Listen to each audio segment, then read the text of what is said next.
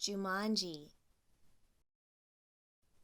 Now remember, Mother said, your father and I are bringing some guests by after the opera, so please keep the house neat. Quite so, added Father, tucking his scarf inside his coat.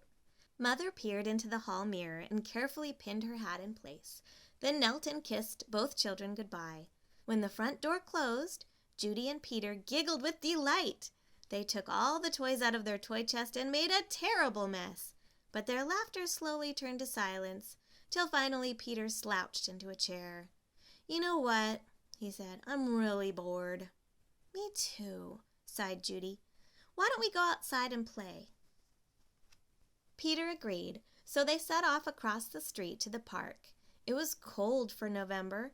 The children could see their breath like steam. They rolled in the leaves, and when Judy tried to stuff some leaves down Peter's sweater, he jumped up and ran behind a tree. When his sister caught up with him, he was kneeling at the foot of the tree, looking at a long, thin box. "What's that?" Judy asked. "It's a game," said Peter, handing her the box. "Jumanji," Judy read from the box. "A jungle adventure game." "Look," said Peter, pointing to a note taped to the bottom of the box. In a childlike handwriting were the words, "Free game. Fun for some, but not for all. P.S. Read instructions carefully." "Want to take it home?" Judy asked. "Not really," said Peter. "I'm sure somebody left it here because it's so boring." "Oh, come on," protested Judy. "Let's give it a try. Race you home." And off she ran with Peter at her heels. At home, the children spread the game out on a card table. It looked very much like the games they already had. There was a board that unfolded, revealing a path of colored squares. The squares had messages written on them. The path started in the deepest jungle and ended up in Jumanji, a city of golden buildings and towers. Peter began to shake the dice and play with the other pieces that were in the box. "Put those down and listen," said Judy. "I'm going to read the instructions. Jumanji, a young people's jungle adventure, especially designed for the bored and restless. A. Player selects piece and places it in deepest jungle. B. Player rolls dice and moves piece along path through the dangers of the jungle. C. First player to reach Jumanji and yell the city's name aloud is the winner." "Is that all?" asked Peter, sounding disappointed. "No," said Judy. "There's one more thing, and this is in capital letters. D. Very important. Once a game of Jumanji is started, it will not be over until one player reaches the Golden City." "Oh, big deal," said Peter, who gave a bored yawn. "Here," said Judy, handing her brother the dice. "You go first." Peter casually dropped the dice from his hand. "7," said Judy. Peter moved his piece to the 7th square. "Lion attacks. Move back 2 spaces," read Judy. "Gosh, how exciting," said Peter in a very unexcited voice. As he reached for his piece, he looked up at his sister. She had a look of absolute horror on her face. "Peter," she whispered, "turn around very, very slowly." The boy turned in his chair. He couldn't believe his eyes. Lying on the piano was a lion, staring at Peter and licking his lips. The lion roared so loud it knocked Peter right off his chair. The big cat jumped to the floor. Peter was up on his feet, running through the house with the lion a whisker's length behind. He ran upstairs and dove under a bed. The lion tried to squeeze under, but got its head stuck. Peter scrambled out, ran from the bedroom, and slammed the door behind him. He stood in the hall with Judy, gasping for breath. "I don't think," said Peter, in between gasps of air, "that I want to play this game anymore." "But we have to," said Judy, as she helped Peter back downstairs. "I'm sure that's what the instructions mean. That lion won't go away until one of us wins the game." Peter stood next to the card table. "Can't we just call the zoo and have him taken away?" From upstairs came the sounds of growling and clawing at the bedroom door. "Or maybe we could wait till Father comes home." "No one would come from the zoo because they wouldn't believe us," said Judy. "And you know how upset Mother would be if there was a lion in the bedroom. We started this game and now we have to finish it." Peter looked down at the board game. What if Judy rolled a 7? Then there'd be 2 lions. For an instant, Peter thought he was going to cry. Then he sat firmly in his chair and said, "Let's play." Judy picked up the dice, rolled an 8, and moved her piece. "Monkeys steal food, miss one turn," she read. From the kitchen came the sounds of banging pots and falling jars. The children ran in to see a dozen monkeys tearing the room apart. "Oh, boy," said Peter. "This would upset Mother even more than the lion." "Quick," said Judy, "back to the game." Peter took his turn. Thank heavens he landed on a blank space. He rolled again. "Monsoon season begins. Lose one turn." Little raindrops began to fall in the living room.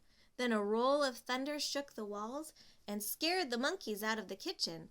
The rain began to fall in buckets as Judy took the dice. Guide gets lost. Lose one turn. The rain suddenly stopped. The children turned to see a man hunched over a map. "Oh, dear, I say, spot of bad luck now," he mumbled. "Perhaps a left turn here, then... No, a right turn here. Yes, absolutely, I think a right turn, or maybe..." "Excuse me," said Judy, but the guide just ignored her. "Around here, then over. No, over here and around this. Yes, good, but then... Judy shrugged her shoulders and handed the dice to Peter. 4, 5, 6, he counted. "Bitten by tsetse fly, contract sleeping sickness, lose one turn." Judy heard a faint buzzing noise and watched a small insect land on Peter's nose. Peter lifted his hand to brush the bug away, but then stopped, gave a tremendous yawn, and fell sound asleep, his head on the table. "Peter! Peter, wake up!" cried Judy.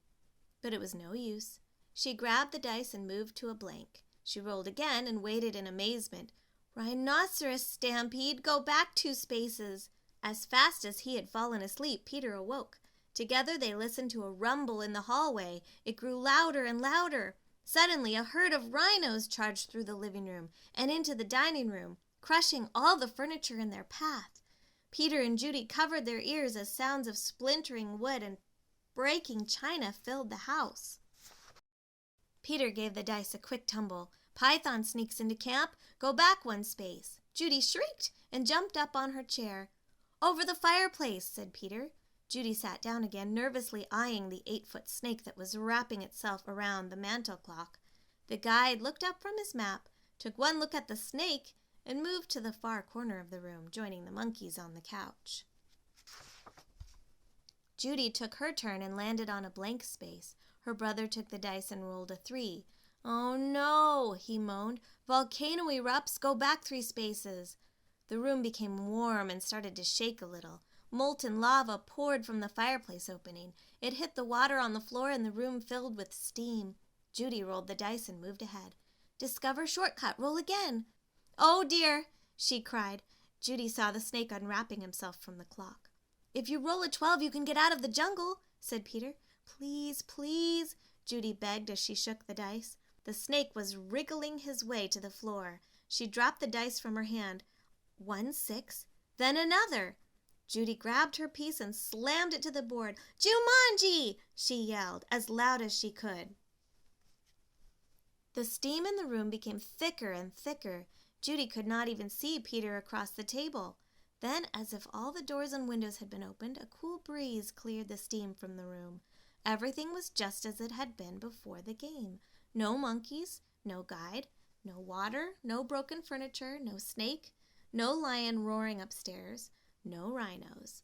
Without saying a word to each other, Peter and Judy threw the game into its box. They bolted out the door, ran across the street to the park, and dropped the game under a tree.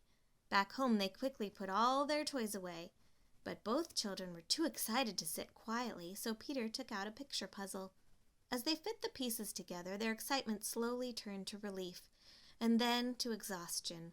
With the puzzle half done, Peter and Judy fell sound asleep on the sofa. "Wake up, dears," Mother's voice called. Judy opened her eyes. Mother and Father had returned, and their guests were arriving. Judy gave Peter a nudge to wake him. Yawning and stretching, they got to their feet. Mother introduced them to some of the guests, then asked, "Did you have an exciting afternoon?" "Oh, yes," said Peter.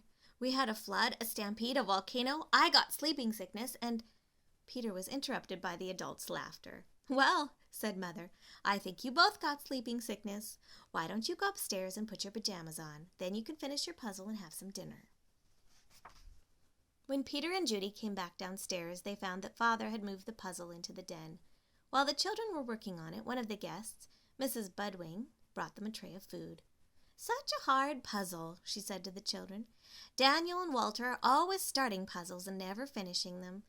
Daniel and Walter were Mrs. Budwing's sons. "They never read instructions either." "Oh, well," said Mrs. Budwing, turning to rejoin the guests. "I guess they'll learn." Both children answered, "I hope so." But they weren't looking at Mrs. Budwing. They were looking out the window. Two boys were running through the park. They were Danny and Walter Budwing, and Danny had a long, thin box under his arm.